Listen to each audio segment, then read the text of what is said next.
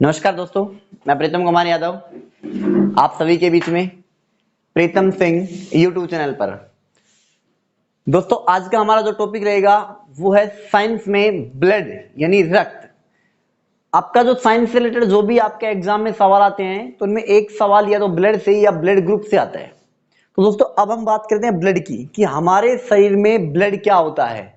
तो दोस्तों तो अगर मैं ब्लड की बात करता हूं तो सबको पता है कि सबके शरीर में ब्लड होता है, लेकिन इस ब्लड के ऊपर क्या क्या टॉपिक है, क्या क्या इसमें सवाल बनेंगे, हमारे ब्लड में क्या क्या होता है, ये किस प्रकार से कार्य करता है, हमें उस बात पर आज चर्चा करते हैं।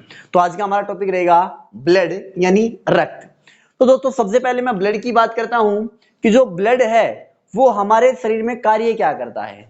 तो दोस्तों जो ब्लड है वो हमारे शरीर में कार्य करता है यानी हमारे शरीर के तापमान को स्थायी बनाए रखने का। यानी जो ब्लड है वो हमारे शरीर को क्या करता है, तापमान को स्थायी बनाए रखने का वह शरीर में संचरण करता है। क्या करता है, पूरी बॉडी में सर्कुलेट होता है यानी संचरण करता है। इससे पहले हमने रक्त परिसंचरण तंत्र पढ़ा था जिसमें हमने पढ़ा था कि रक्त का संचरण क्या कहलाता है, परिसंचरण कहलाता है। तो दोस्तों अब हम बात करते हैं कि ब्लड हमारे शरीर में इसका क्या कार्य है। तो हमारे शरीर में जो तापमान है उसको नियत बनाए रखने के लिए किसकी आवश्यकता होती है, ब्लड की आवश्यकता होती है। ये हमारे शरीर में जो तापमान है उसको नियत बनाए रखता है। दोस्तों एक बार सवाल पूछा जाता है कि ग्रंथि आती है जो कि शरीर में ऐसी कौन सी ग्रंथि है जो हमारे शरीर के तापमान को स्थित या स्थिर बनाए रखती है। तो दोस्तों अगर ग्रंथि की बात करें तो ग्रंथि आती है हाइपोथैलेमस, जिसको हेडमास्टर ग्रंथि भी कहते हैं। लेकिन अगर ये सवाल पूछा जाए कि हमारे शरीर के तापमान को नियत बनाए रखता है तो आपका आंसर क्या होगा दोस्तों, ब्लड। लेकिन अगर ग्रंथि पूछे तो कौन सी आएगी, हाइपोथैलेमस। तो चलो दोस्तों अब पहले रक्त की बात करते हैं। सबसे पहले हमने इसका कार्य देखा कि हमारे शरीर में रक्त की मात्रा को नियत बनाए कौन रखता है। तो दोस्तों कौन बनाए रखता है, ब्लड। अब मैं बात करता हूं कि जो ब्लड है ये क्या है। तो दोस्तों मैंने आपको जब उत्तक पढ़ाया था तो मैंने बताया था कि उत्तक 4 प्रकार के होते हैं। तो जो ब्लड है ये उत्तकों से मिलकर बना होता है और ये एक तरल संयोजी उत्तक है। जो तरल पदार्थों से मिलकर बना हुआ हो उसे क्या कहते हैं, तरल संयोजी उत्तक। तो जो ब्लड है ये आपका एक तरल संयोजी उत्तक है जो शरीर में तापमान को क्या बनाए रखता है, नियत बनाए रखता है। अब दोस्तों मैं बात करता हूं कि इसकी शरीर में मात्रा कितनी होती है। तो एक जो सामान्य वयस्क मनुष्य होता है यानी जो स्वस्थ हो, सामान्य और वयस्क मनुष्य हो, उसमें रक्त की जो मात्रा होती है वो होती है मिनिमम 5 से 6 लीटर। अगर देखो आपको 4.5 से 5.5 लीटर मिल सकता है, कंफ्यूज नहीं होना, लगभग 5 से 6 लीटर होती है। जो महिलाएं होती हैं उनमें रक्त की मात्रा बजाय पुरुषों के क्या होती है, कम। अगर सेम क्राइटेरिया और सेम वातावरण में अगर एक महिला और पुरुष रह रहे हैं, सेम एज है, उनका सब कुछ सेम है, तो जो महिला होती है उसमें बजाय पुरुष के जो रक्त की मात्रा है वो क्या रहेगी, कम रहती है दोस्तों। क्योंकि महिलाओं को एनर्जी की जो आवश्यकता होती है वो बजाय पुरुषों के क्या होती है, कम होती है। इसलिए दो समान कार्य व व्यवहार वाले अगर महिला और पुरुष हैं तो महिला में रक्त की मात्रा बजाय पुरुष के क्या मिलती है, कम मिलती है। इस चीज को आपको नोट करके रखना है, हमेशा ध्यान रखना है दोस्तों। ठीक है दोस्तों, अब मैं कह रहा हूं कि जो महिलाएं उनमें रक्त की मात्रा कम मिलती है, लगभग आधा लीटर के आसपास इनमें क्या होता है, 400 या 500 ml का इनमें क्या होता है, डिफरेंस होता है। तो फीमेल में जो इनकी मात्रा होती है वो 5 से 5.5 लीटर होती है और मेल में 5.5 से 6 लीटर।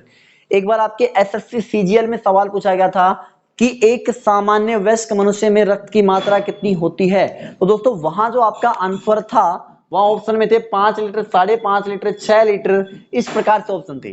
तो वहां आपका आंसर सही माना गया था 5 लीटर। तो दोस्तों अगर आपके एग्जाम में कहीं सवाल आता है कि शरीर में रक्त की मात्रा कितनी होती है तो आपको आंसर 5 लीटर देना है, क्योंकि एक बार एग्जाम में आ चुका है, एसएससी ने 5 लीटर को क्या माना है, सही माना है। ठीक है दोस्तों, तो हमने बात कर ली कि रक्त एक तरल संयोजी उत्तक है, इसकी मात्रा शरीर में 5 से 6 लीटर होती है, 4.5 से 5.5 भी देते हैं कुछ बुकों में, कोई दिक्कत नहीं है।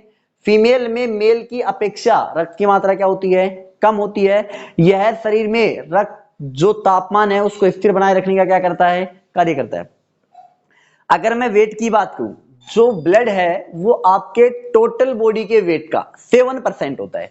यानी मान के चलो कि 5.5 लीटर नहीं है, 5 लीटर नहीं है, किसी बच्चे ने अगर जन्म लिया तो उसमें 5 से 5.5 लीटर ब्लड तो नहीं हो सकता, तो कितना होगा, तो जो भी कैंडिडेट है उसकी बॉडी के टोटल वेट का यानी कुल भार का कितने परसेंट होता है, 7% क्या होता है, रक्त होता है। हमारे शरीर का जो भार होता है उसका कुल भार का 7% हमारे अंदर क्या होता है, रक्त होता है। और हमारे शरीर के कुल भार का जो 65 से 70% भाग है वो क्या होता है, जल होता है। क्या होता है दोस्तों, जल। यानी हमारे शरीर में जो ब्लड की मात्रा होती है वो शरीर के कुल भार की 7% होती है और जल की मात्रा शरीर के कुल भार की 65 से 70% होती है। अब आगे आता है दोस्तों कि जो आपका रक्त है इसका पीएच मान होता है 7.4 और इसकी प्रकृति कैसी होगी, क्षारीय। देखो दोस्तों, पीएच मान जो होता है, जो पीएच स्केल, उसमें 7 के ऊपर जो भी पदार्थ होता है जिसका पीएच मान 7 होता है उसकी प्रकृति कैसी होती है, उदासीन। 7 से अगर पीएच मान कम है तो उसकी प्रकृति कैसी होती है, अम्लीय। और अगर इसका पीएच मान 7 से ज्यादा है तो उसकी प्रकृति कैसी होती है, क्षारीय। तो इसका जो पीएच मान है वो है 7.4। तो 7.4 है तो मान 7 से ज्यादा है। तो जब भी मान 7 से ज्यादा होगा तो उसका प्रकृति कैसी होगी दोस्तों, क्षारीय। मान अगर 7 से कम होता है तो प्रकृति कैसी होती है, अम्लीय। और अगर फिक्स 7 के ऊपर है तो उसकी प्रकृति कैसी होती है, उदासीन होती है। तो यहाँ जो ब्लड है इसका पीएच मान 7.4 होता है तो इसकी प्रकृति कैसी होगी दोस्तों, क्षारीय। अब देखना दोस्तों कि जो रक्त होता है उसको ब्लड बैंक में संचित करके रखा जाता है। तो सवाल पूछा गया था कि ब्लड बैंक में रक्त को कितने दिन तक संचित रखा जा सकता है। तो किसी भी ब्लड बैंक में नॉर्मली 30 दिन तक ब्लड को क्या रखा जा सकता है, संचित रखा जा सकता है। अगर उससे ज्यादा दिन तक हमें ब्लड को संचित रखना है तो इसका जो प्लाज्मा आता है उसको सुखाकर पाउडर के रूप में क्या रखा जाता है, संचित रखा जाता है। ठीक है दोस्तों, तो नॉर्मली हम एक ब्लड बैंक में रक्त को कितनी देर संचित रख सकते हैं, 30 दिन तक। अगर हमें ज्यादा दिन तक इसे संचित रखना है तो इसे सुखाकर इसके जो प्लाज्मा है उसको हम पाउडर के रूप में क्या रख लेते हैं, संचित कर लेते हैं। दूसरा आता है कि जो रक्त का अध्ययन है उसे क्या कहते हैं, जो रक्त है उसके अध्ययन को हम क्या कहते हैं। तो रक्त से संबंधित अध्ययन को हम कहते हैं हिमेटोलॉजी। क्या कहते हैं, हिमेटोलॉजी रहती है। रक्त से संबंधित अध्ययन को क्या कहते हैं, हिमेटोलॉजी कहते हैं। अब दोस्तों इसमें एक हिपेरिन पाया जाता है। रक्त में एक पदार्थ होता है जिसका नाम है हिपेरिन, जो शरीर में रक्त को जमने से क्या करता है, रोकता है। अगर शरीर में रक्त को जमने से कोई पूछा जाए कि कौन रोकता है तो एक पदार्थ होता है जिसका नाम क्या होता है, हिपेरिन। लेकिन दोस्तों एक विटामिन के होता है जो इस हिपेरिन के बिल्कुल विपरीत कार्य करता है। यानी हिपेरिन जो है ये शरीर में रक्त को जमने से रोकता है, लेकिन विटामिन जो के होता है वो रक्त को जमने के लिए क्या करता है, प्रेरित करता है। तो दोस्तों आपसे सवाल पूछा जाता है जैसे रक्त का थक्का जब बनता है तो रक्त जमेगा, तो आपसे सवाल पूछा जाता है कि रक्त स्कंदन में यानी रक्त का थक्का बनाने में कौन सा विटामिन सहायक है। सवाल पूछा जा चुका है कि रक्त का थक्का बनाने में कौन सा विटामिन सहायक है। तो हम सबसे ज्यादा कंफ्यूज रहते हैं कि कौन सा विटामिन है जो रक्त का थक्का बनाने में सहायक होता है। तो दोस्तों जो विटामिन के है वो रक्त का थक्का बनाने में क्या होता है, सहायक होता है, और हिपेरिन के क्या करता है, विपरीत कार्य करता है। अगर सवाल को थोड़ा सा घुमा भी दिया जाए कि ऐसा कौन सा विटामिन है जो हिपेरिन के विपरीत कार्य करता है, तो दोस्तों आपको बताना है विटामिन के। क्यों, क्योंकि हिपेरिन जो है वो रक्त को जमने से रोकता है और विटामिन के रक्त को जमने के लिए क्या करता है, प्रेरित करता है। नेक्स्ट हम बात करते हैं कि रुधिर दाब जो होता है, ठीक है दोस्तों, तो वो एक सामान्य व्यक्ति में रुधिर दाब जो होता है वो 120/80 होता है, यानी 120/80 होता है। और रुधिर दाब को जिस यंत्र द्वारा मापा जाता है उस यंत्र को कहते हैं स्फेग्नोमीटर। क्या कहते हैं, स्फेग्नोमीटर। ठीक है दोस्तों, और ये शरीर में क्या करेगा कि जो रक्त होता है इसका निर्माण कहाँ होता है, तो शरीर में रक्त का जो निर्माण होता है वो अस्थि मज्जा में होता है। कहाँ होता है दोस्तों, अस्थि मज्जा में, जिसे हम क्या कहते हैं, ब्रोन मैरो कहते हैं। लेकिन जो भ्रूण होता है, भ्रूण, तो भ्रूण अवस्था में यानी जब बच्चा मां के पेट में होता है तो उस समय जो रक्त का निर्माण होता है वो यकृत में होता है। कहाँ होता है, यकृत में। यानी रक्त का जो निर्माण होता है वो कहाँ होता है, अस्थि मज्जा में होता है, यानी ब्रोन मैरो में होता है। लेकिन भ्रूण अवस्था में इसका निर्माण कहाँ होता है, तो भ्रूण अवस्था में दोस्तों इसका निर्माण कहाँ होता है, यकृत में होता है। अब मैं बात करता हूं कि ये तो बात थी ब्लड की कि ब्लड क्या क्या होता है और क्या नहीं होता। अब हमारा जो ब्लड है वो किस किस से मिलकर बना होता है, तो जो हमारा ब्लड है दोस्तों वो प्लाज्मा और कणिका दो पदार्थों से मिलकर बना होता है। यानी ब्लड में मुख्यतः दो चीजें होती है, तो प्लाज्मा होता है जो 55 से 60% तक होता है, ठीक है दोस्तों। दूसरा कणिकाएं होती हैं जो 40 से 50% तक होती हैं, ठीक है दोस्तों। अब आपका आता है कि प्लाज्मा जो होता है वो कणिकाओं से ज्यादा होता है। यानी जो प्लाज्मा किसे कहते हैं, बात की आती है, तो जो रक्त में तरल भाग होता है उसे क्या कहते हैं, प्लाज्मा कहते हैं। और जो कणिकाओं के रूप में जो ठोस कणिकाएं होती हैं उन्हें क्या कहते हैं, कणिकाएं कहते हैं। अब प्लाज्मा को अगर मैं छोड़ दिया जाए तो कणिकाएं कितने प्रकार की होती हैं, 3 प्रकार की होती है दोस्तों, आरबीसी, डब्ल्यूबीसी और विषाणु। एक छोटी सी बात नोट करना दोस्तों कि जो रक्त का रंग होता है वो कैसा होता है, लाल। रक्त का रंग कैसा होता है, लाल। किसके कारण होता है, तो जो आरबीसी है उसमें एक हीमोग्लोबिन पाया जाता है और इस हीमोग्लोबिन के कारण रक्त का रंग कैसा होता है, लाल होता है।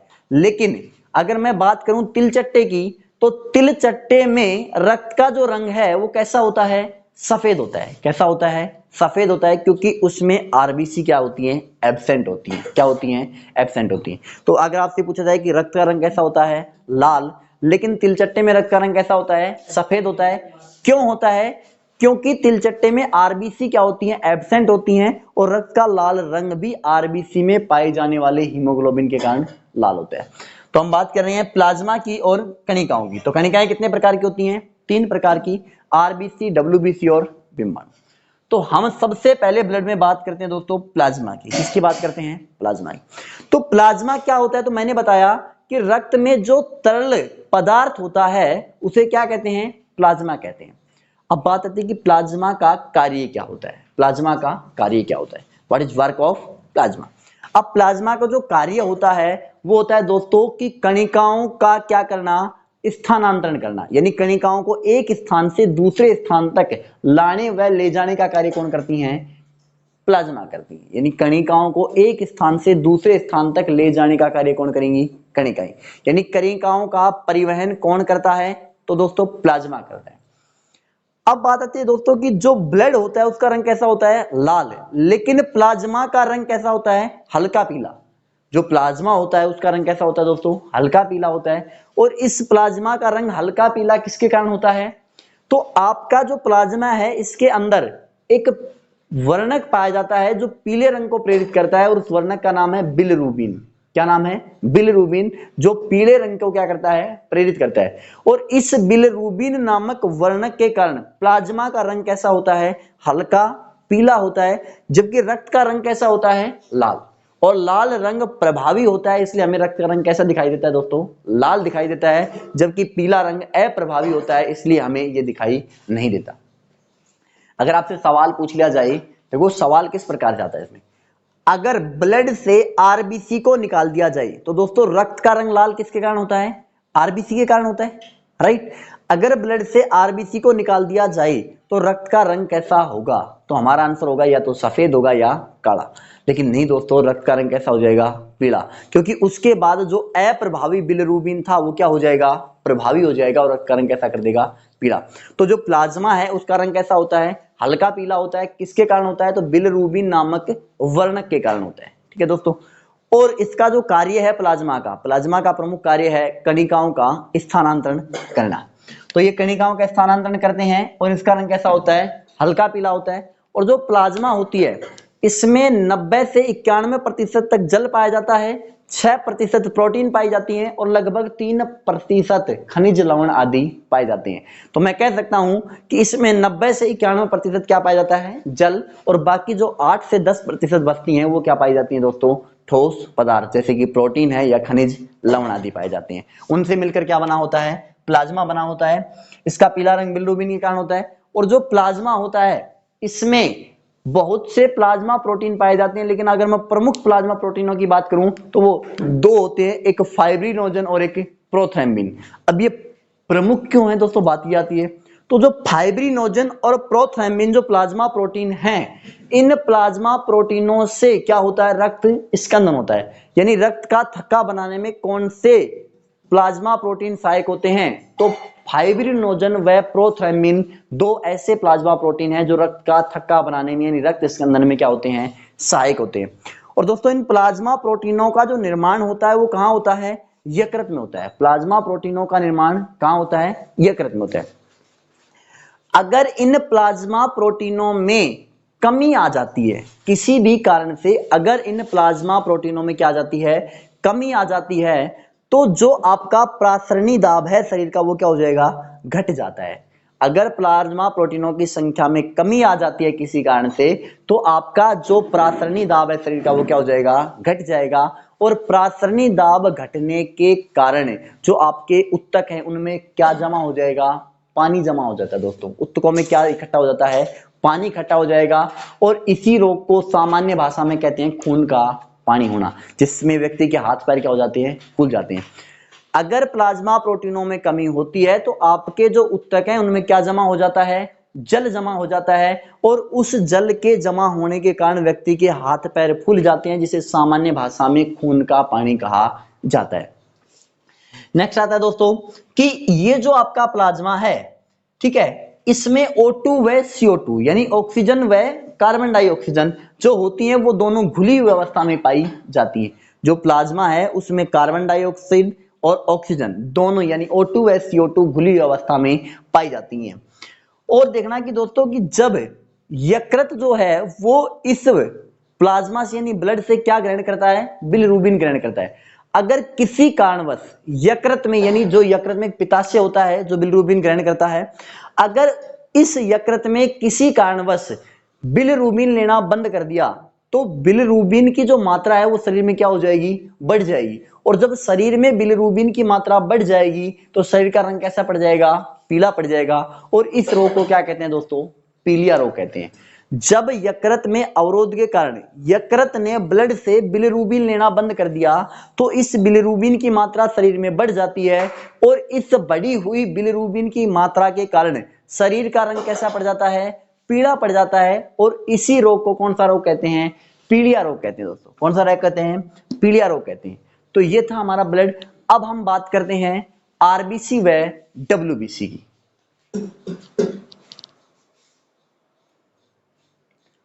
हाँ दोस्तों, आगे हम बात करते हैं आरबीसी, डब्ल्यूबीसी और विमाणु। तो जो कणिकाएं होती हैं वो मैंने बताया कि 3 प्रकार की होती हैं, आरबीसी, डब्ल्यूबीसी और जो आपका आएगा विमाणु। तो प्लाज्मा को हमने देख लिया, ब्लड को देख लिया। अब हम जो कणिकाएं हैं उसमें सबसे पहले हम बात करते हैं आरबीसी की, यानी रेड ब्लड सेल्स, यानी लाल रक्त कणिकाएं, यानी जिनको लाल रुधिराणु भी कहते हैं। अब आरबीसी है, डब्ल्यूबीसी है, और अगर मैं विमाणु की बात करूं तो इन तीनों का निर्माण जो होता है वो कहां होता है, अस्थि मज्जा में होता है। कहां होता है, अस्थि मज्जा में।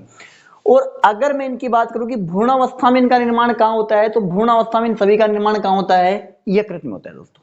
निर्माण पूछे तो अस्थि मज्जा में, लेकिन अगर भ्रूणावस्था में पूछे तो इनका निर्माण कहां होता है, यकृत में होता है। तीनों का निर्माण अस्थि मज्जा में होगा, लेकिन भ्रूणावस्था में तीनों का निर्माण कहां होता है, यकृत में होता है। अब हम सबसे पहले बात करते हैं आरबीसी की। तो आरबीसी का जो कार्य है वो क्या होता है, तो आरबीसी का जो कार्य है वह O2 का परिवहन करना, यानी O2 का संचरण करना। ऑक्सीजन को शरीर में एक स्थान से दूसरे स्थान तक लेके जाने का कार्य कौन करता है, आरबीसी करेगा। आरबीसी में किस प्रकार से होता है कि आरबीसी में एक प्रोटीन पाया जाता है जिसका नाम है हीमोग्लोबिन, और हीमोग्लोबिन ऑक्सीजन के साथ क्रिया करके हीमोऑक्सिन नामक एक पदार्थ बनाता है जो पूरे शरीर में क्या करता है, क्रिया करता है। और इसी के कारण हमारे शरीर में ऑक्सीकरण की क्रिया होती है, जिससे हमें क्या मिलता है, ऊर्जा प्राप्त होती है। जिससे हमें क्या प्राप्त होती है, ऊर्जा। तो अगर आरबीसी का प्रमुख कार्य पूछा जाए तो आरबीसी का प्रमुख कार्य है O2 का संचरण करना, या O2 का स्थानांतरण करना, या O2 का परिवहन करना। इसका जो जीवन काल होता है वो दोस्तों होता है 20 से 120 दिन, यानी 20 to 120 डेज। 20 से 120 दिन इसका जीवन काल होता है। न्यूनतम 20 दिन होता है और अधिकतम 120 दिन होता है।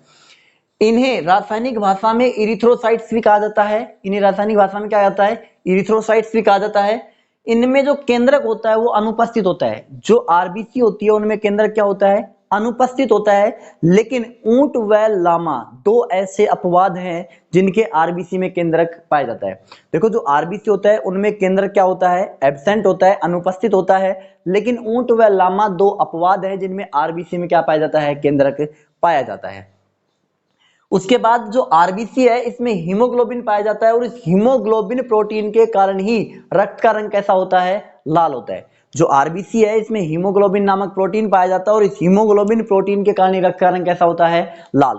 और इस हीमोग्लोबिन प्रोटीन में भी क्या पाया जाता है, लौह अयस्क पाया जाता है। क्या पाया जाता है, लौह अयस्क। और इसी लौह अयस्क की कमी के कारण एक रोग होता है जिसे क्या कहते हैं, एनीमिया या रक्तलापता या रक्तहीनता रोग कहते हैं। मुख्यतः रोग महिलाओं में होता है। जो रक्तहीनता या जो रक्तलापता रोग होता है ये मुख्यतः किसमें होता है, महिलाओं में। जब शरीर में लौह अयस्क की कमी हो जाती है, यानी जब खून में आयरन की कमी हो जाती है, तो इस रोग को क्या कहते हैं, रक्तलापता या रक्तहीनता कहते हैं। या मैं कह सकता हूं जब ब्लड में आरबीसी की कमी होगी तो आरबीसी कमी होगी तो आयरन की भी कमी होगी, तो इस आरबीसी की या आयरन की कमी को ही क्या कहते हैं, रक्तहीनता या रक्तलापता रोग कहते हैं, जो मुख्यतः किसमें होता है, महिला में होता है। लो एस की कमी के कारण कौन सा रोग होता है? तो एनीमिया रोग होता है। या लो एस की कमी के कारण कौन सा रोग होगा? तो एनीमिया। या एनीमिया रोग में किसकी कमी होती है? तो या तो ऑप्शन में आपको लो एस की मिलेगा या आपको क्या मिलेगा? आरबीसी मिलेगा। तो लो एस की कमी के कारण एनीमिया रोग होता है, जो मुख्यतः किसमें होता है? महिला में होता है। अब रक्त की जो बढ़ी हुई मात्रा है, जो रक्त को शरीर में चाहिए उतना ब्लड अगर ले लिया, उसके बाद जो रक्त की बढ़ी हुई मात्रा है वो कहां चली जाती है? प्लीहा में चली जाती है। कहां चली जाएगी? प्लीहा में।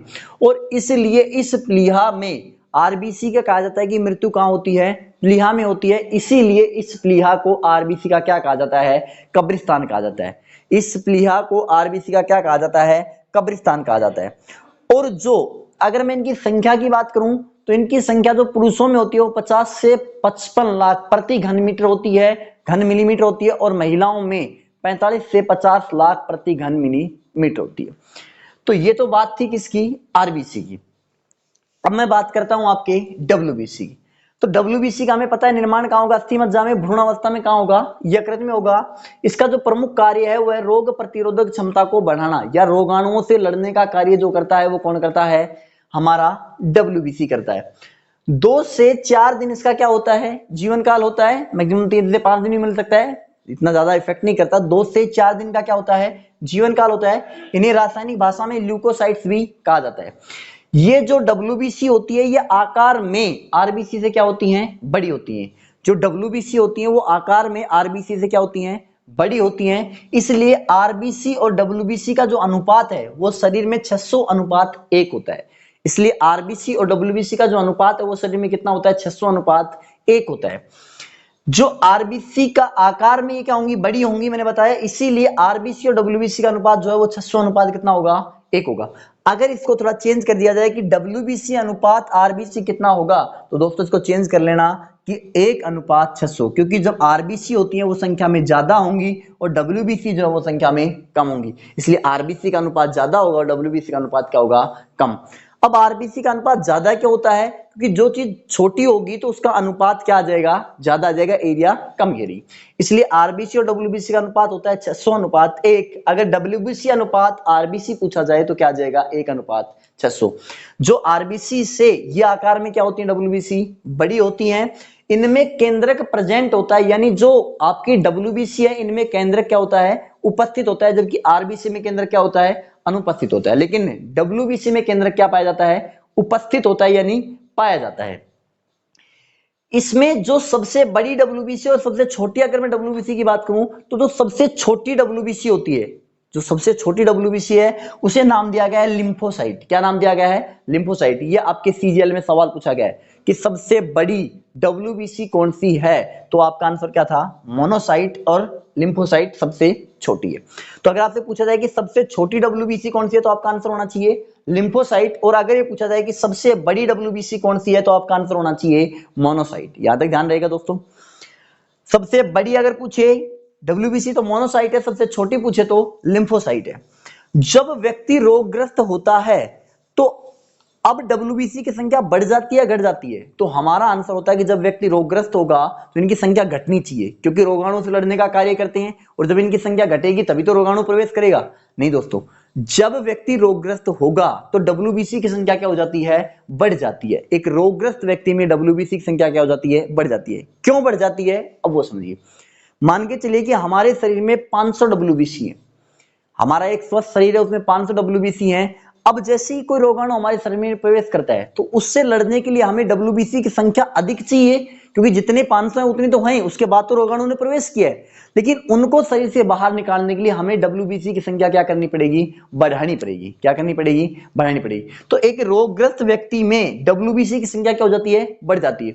और जब हम कोई हार्ड वर्क करते हैं, जब भी कोई हार्ड वर्क करते हैं तो हमारी आरबीसी की संख्या क्या हो जाती है? बढ़ जाती है। जब भी हम कोई हार्ड वर्क करते हैं तो हमारी आरबीसी की संख्या बढ़ जाती है। और एक रोगग्रस्त व्यक्ति में डब्ल्यूबीसी की संख्या बढ़ जाती है।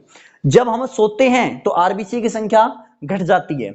जब हमारे शरीर में ऑक्सीजन की क्या होने लगती है? कमी होने लगती है, उस समय भी आरबीसी की संख्या क्या हो जाती है? बढ़ जाती है। अगर आपसे पूछा जाए कि हार्ड वर्क के समय आरबीसी की संख्या बढ़ेगी या घटेगी, तो लगभग 30% तक आरबीसी की संख्या क्या हो जाती है? बढ़ जाती है। और सोते समय हमारी आरबीसी की संख्या क्या हो जाती है? घट जाती है। और जब हमारे शरीर में ऑक्सीजन की कमी होने लगती है उस समय भी आरबीसी की संख्या क्या हो जाती है, बढ़ जाती है। अब मैं बात करता हूं रोगग्रस्त व्यक्ति में डब्ल्यूबीसी की संख्या बढ़नी चाहिए या घटनी चाहिए, तो रोगग्रस्त व्यक्ति में डब्ल्यूबीसी की संख्या क्या हो जाती है, बढ़ जाती है। और जब रक्त कैंसर होता है जिसको हम ल्यूकोमिया भी कहते हैं, क्या कहते हैं, ल्यूकोमिया भी कहते हैं, यानी जिसको हम रक्त कैंसर कहते हैं, इसमें डब्ल्यूबीसी की संख्या सर्वाधिक बढ़ जाती है। यानी जब डब्ल्यूबीसी की संख्या बहुत ज्यादा बढ़ जाती है तो उसे क्या कहते हैं, ल्यूकोमिया या रक्त कैंसर कहते हैं, क्योंकि रक्त कैंसर में डब्ल्यूबीसी की संख्या सबसे ज्यादा बढ़ती है। अब मैं नेक्स्ट में मैं बात करता हूं बिंबाणु की, या जिसको हम प्लेटलेट्स भी कहते हैं। इसका भी निर्माण अस्थि मज्जा में होता है। भ्रूणावस्था में इसका निर्माण कहां होता है, यकृत में होता है। इसका जो प्रमुख कार्य है वो रक्त स्कंदन में सहायता प्रदान करना है, यानी रक्त का थक्का बनाता है। ये इसका प्रमुख कार्य क्या है, रक्त का थक्का बनाना। इसका जो जीवन काल होता है वो 4 से 6 दिन होता है, या लगभग 1 सप्ताह होता है। सवाल पूछा गया था कि बिंबाणु का जीवन काल कितना होता है, तो लगभग 1 सप्ताह होता है। इसे रासायनिक भाषा में थ्रोम्बोसाइट्स भी कहा जाता है। और यह वास्तविक कोशिकाएं न होकर, यह जो है ये वास्तविक कोशिकाएं न होकर किसी बड़ी कोशिका के टुकड़े होती हैं। ये जो थ्रोम्बोसाइट्स हैं, यानी मैं बात करूं जो बिंबाणु हैं, ये वास्तविक कोशिकाएं न होकर किसी बड़ी कोशिका के क्या होती हैं, टुकड़े होती हैं। यह जो बिंबाणु है ये केवल और केवल स्तनधारियों में पाए जाते हैं, अन्य किसी जीवों में यह नहीं पाए जाते। और ये जो बिंबाणु है ये रक्त का थक्का बनाने में हमारी क्या करते हैं, सहायता करते हैं। लेकिन हीमोफीलिया रोग में रक्त का थक्का नहीं बनता, और जो शुगर का रोग है उसमें भी रक्त का थक्का काफी देरी से बनता है। अब रक्त का थक्का किससे बनता है कि जो बिंबाणु है इसमें फाइब्रिन नामक एक प्रोटीन होता है जो रक्त का थक्का बनाने में क्या करता है। हाँ दोस्तों, मैंने बताया कि जो बिंबाणु होता है इसमें क्या होता है, फाइब्रिन होता है, जिससे क्या बनता है, रक्त का थक्का बनाने में हमारी क्या करते हैं, सहायता करते हैं। लेकिन जो हीमोफीलिया रोग है इसमें रक्त का थक्का नहीं बनता, और जो शुगर रोग है इसमें भी रक्त का थक्का काफी देरी से बनता है। तो अब मैं बात करता हूं कि रक्त का थक्का किस प्रकार से बनता है। तो जो रक्त का थक्का है वो बनता है फाइब्रिन, जो कि किसमें होता है, बिंबाणु में होता है। प्रोथ्रम्बिन और फाइब्रिनोजन जो कि प्लाज्मा प्रोटीन होते हैं, कैल्शियम और बिंबाणु से फाइब्रिन लेंगे, और प्लस क्या आएगा इसमें, विटामिन के। ये सभी मिलकर किसका निर्माण करते हैं, रक्त के थक्के का निर्माण करते हैं। एक सामान्य व्यक्ति में रक्त का थक्का 3 से 5 मिनट में बनता है। कितनी देर बनता है, 3 से 5 मिनट में। अगर 3 से 5 मिनट में रक्त का थक्का नहीं बन रहा है तो वह व्यक्ति रोगग्रस्त है। ठीक है दोस्तों, एक सामान्य जो वयस्क मनुष्य होता है, जो सामान्य व्यक्ति होता है जिसमें कोई रोग नहीं होता, उसमें रक्त का थक्का 3 से 5 मिनट में बनता है। और उसमें क्या क्या सहायक होते हैं, तो एक तो बिंबाणु होते हैं, एक प्लाज्मा प्रोटीन होते हैं, एक कैल्शियम होता है, और एक आता है विटामिन के। तो सवाल पूछा गया था एक बार कि रक्त का थक्का बनाने में या रक्त का थक्का बनने में कौन सा विटामिन सहायक होता है, तो आपका आंसर क्या होना चाहिए दोस्तों, विटामिन के।